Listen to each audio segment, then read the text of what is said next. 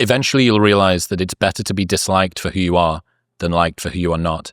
Then everything will change. Yeah, being liked for who you're not is not being liked, right? Even if you get people to like the performance that you're putting on, you never get the satisfaction of being liked. You won't, because it's not you, it's the performance. And it actually backfires because it just reinforces that you have to perform more. You're not good enough. Yeah. You're not acceptable. Yeah. I think this was the fundamental, there was many, but I think that this is one of the fundamental issues with the pickup artist movement, the way that it came about, that what it taught men who were struggling with women was that, hey, you can be really effective with women. You just need to not be yourself. You just need to be.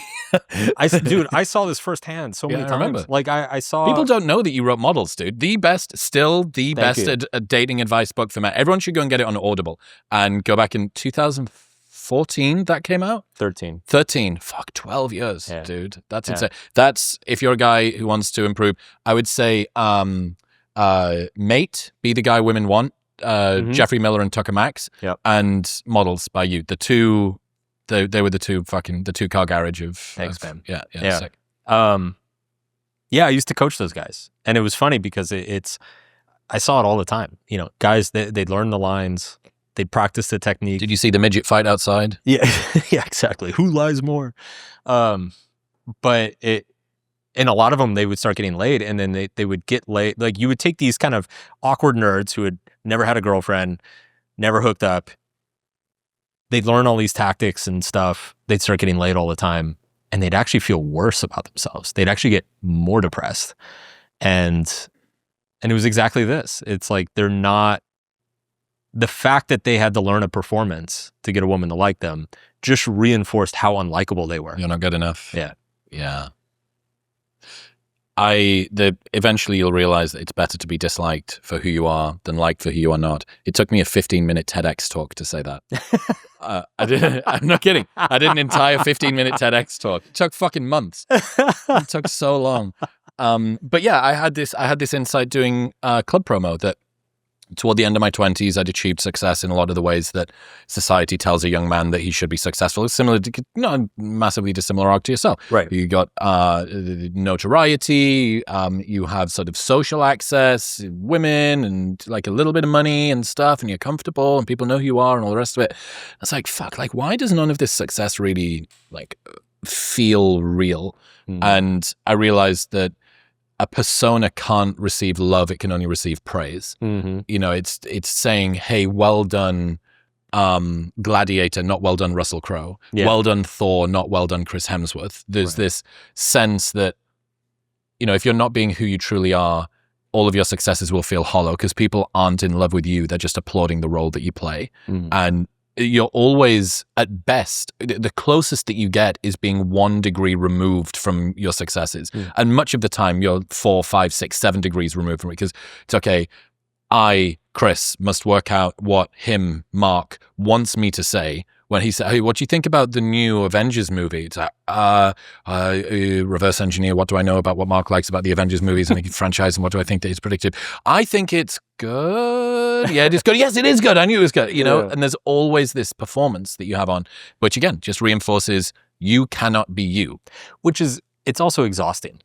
It's like such a draining mental exercise. This is why I hate networking. I'm a terrible networker. And I think part of it is I feel like I have to do that a little bit. Like, I don't naturally see, this is why I don't have guests on my podcast anymore. Cause I'm not like keeping on top of them.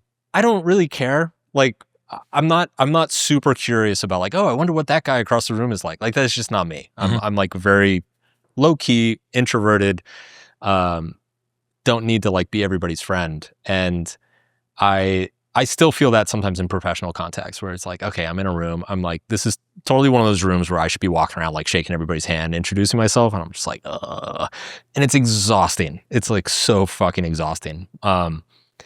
So yeah, I can't imagine living like that. Like, it's okay when it's just like this one sliver of my life that I only occupy briefly, you know?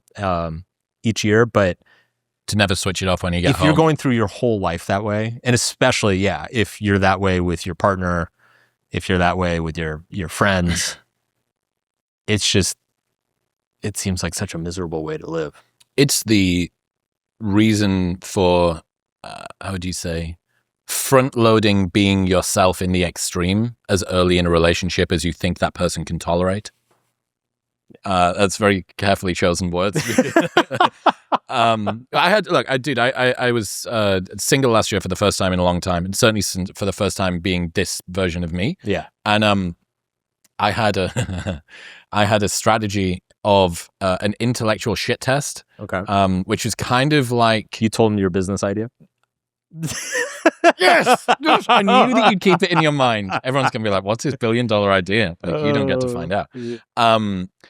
It's, if you imagine negging, but instead of insulting a girl, sending them Psychology Today articles and seeing if they say something interesting in response. Yeah. And it was, look, this is something that's interesting to me. Human nature's one of the like, if you're going to get into a relationship with me, I'm going to send you lots of articles from Substack, okay? Yeah. And I'm going to expect at some point over the next week for us to have a chat about one of the things that I've sent you that's hopefully remotely interesting to you. And if that doesn't, it's a relatively innocuous but pretty good front-end filter for, maybe I'm not going to be reading articles at the same velocity that I am now in 10 years' time, but I imagine I'm still going to be intellectually curious. And this is a good rough-hewn rubric. And like a cute, oh, isn't this interesting? Do you see that article about how Taylor Swift's changed, whatever the fuck? Like, that's interesting. So I'm like, okay, I'm going to do that.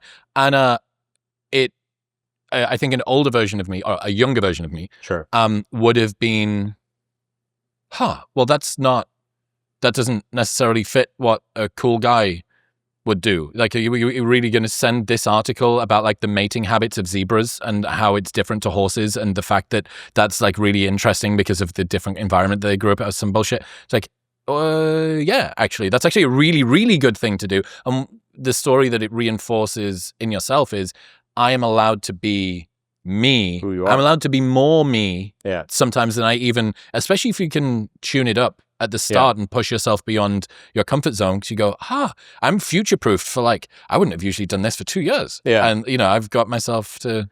It's funny you brought up models, because like I'm remembering now, one of the central points in that book, which at the time was controversial, was that as a man, you're not optimizing to get laid as many times as possible. You're optimizing to be happy with women.